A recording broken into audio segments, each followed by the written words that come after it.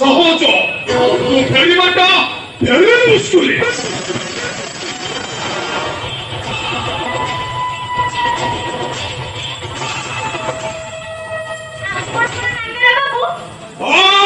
নাগেরা মহারাজ নাগেরা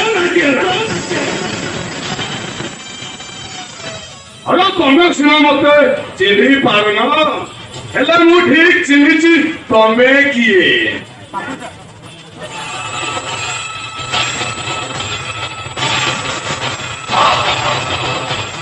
ଆମ ଦେହର ବାସ୍ନା ଶୁଣିଲେ ମୁଁ କହିପାରେ ତମେ କିଏ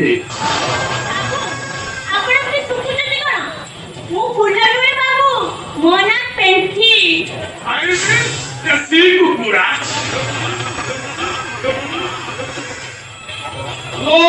ଦେଶୀ କୁକୁଡ଼ାକୁ ମୁଁ ମଦ ସହିତ ଚାକିରିଆ କରିବାକୁ ବହୁତ ଭଲ ପାଇଲ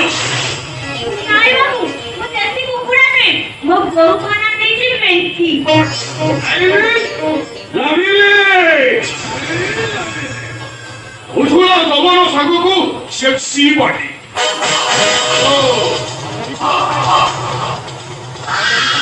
ହ୍ୟାଲୋ ଡେରି କରୁଛୁ କାହିଁକି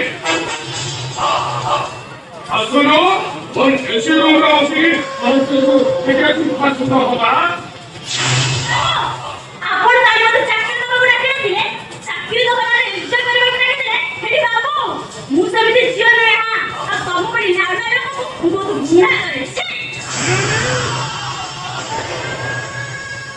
ହ୍ୟାଲୋ କମ୍ପାନୀରେ ଚାକିରି ଦେବି ଆଶକୁ ଦୁଇ ପଇସା ଇନକମ୍ କରିବୁ ଆଉ ମୋର ଯେତେବେଳେ ଇଚ୍ଛା ହବ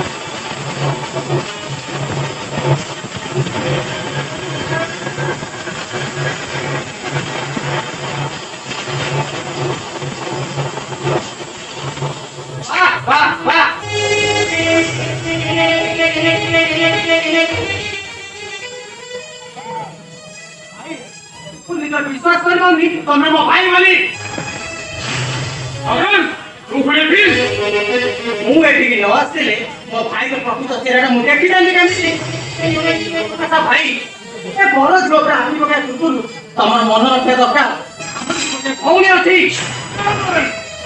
अरे तू कहा संग तुलना करतु निज चिंता करिबो तू राम भौरी थारा आउ ए सामान्य टोकी अरे अवसर आकाश पतलर फरे गरीब भाई अरे गरीब भाई तो सबुनी सारी ने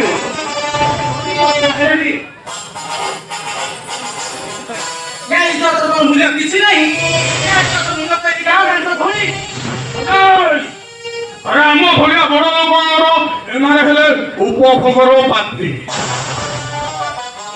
महकू कईटा टंका फिकी देले सबू समस्यार समाधान कई जाए लगे এই ନାରୀମାନଙ୍କ ଇଜ୍ଜତର ଖେଳନା ଭାବିବାକୁ ଏଇ ପୁରୁଷମାନଙ୍କର ଗୋଟେ ଗୋଟେ ମସ୍ତ ବଡ଼ ଭୁଲ। ତମେ ରାମାୟଣ କଥା ନିଶ୍ଚୟ ଶୁଣିଥାଅ ଭାଇ। ସେଦିନ ସତୀ ସୀତାଙ୍କ ଆଖି ଜୋରେ ଏ ସ୍ୱର୍ଣ୍ଣମୁଖା ଧ୍ୱଂସ ପାଇଯାଇଥିଲା। ସେମିତି ମହାଭାରତ କଥା ନିଶ୍ଚୟ ଶୁଣିଥାଅ ଭାଇ।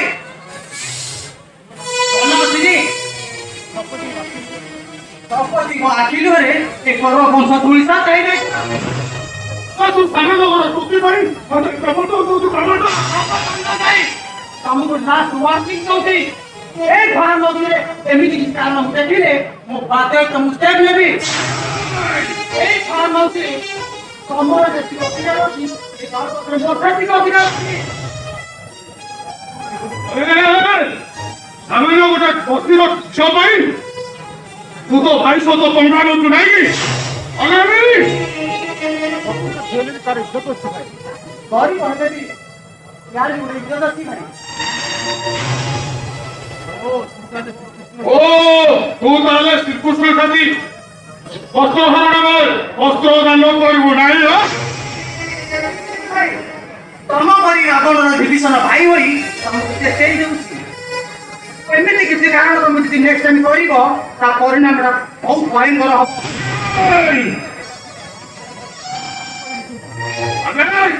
ତୁମର କଣ କରିବୁ? କଣ କରିପାରିବୁ ନା? ତମେ କେବେ ଭାବିନଥିବ। ମାରି ଦେଲାରେ ନାରଣ ବାପା ତମେ ଯଦି ଦି ଭାଇ ଏମିତି ମାର ମରି ଲାଗିବ ବାହାର ଲୋକ କଣ କହିବେ ଆପଣଙ୍କୁ? ବାବୁ ବାବୁ ସାନ ବାବୁ ସାନ ବାବୁ ତମେ ଟିକେ ତାକୁ ଭଲ ଭାବରେ ବୁଝେଇ ଦିଅ। ଓ କଥାରେ ହସ୍ତକ୍ଷେପ କଲେ ପରିବେଶ ଭାରି ଭୟାଭୟ ହବ ହେଲା। ସାନ ବାବୁ ସାନ ବାବୁ ସାନ ବାବୁ ନାକେରା ବାବୁଙ୍କର ଏସବୁ କଥା ନୀତିଦିନିଆ ହବି।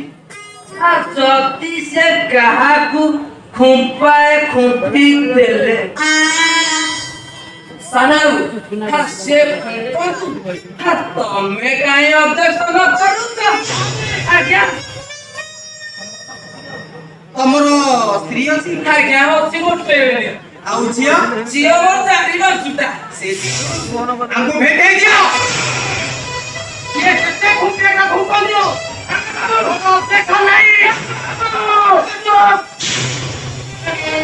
ଗୋଟେ ମାଲିକ ସାମ୍ନାରେ ଉଚ୍ଚ କଥା କଲେ ଏଟା ପରିଣାମ ବହୁତ ଭୟଙ୍କର ହବ।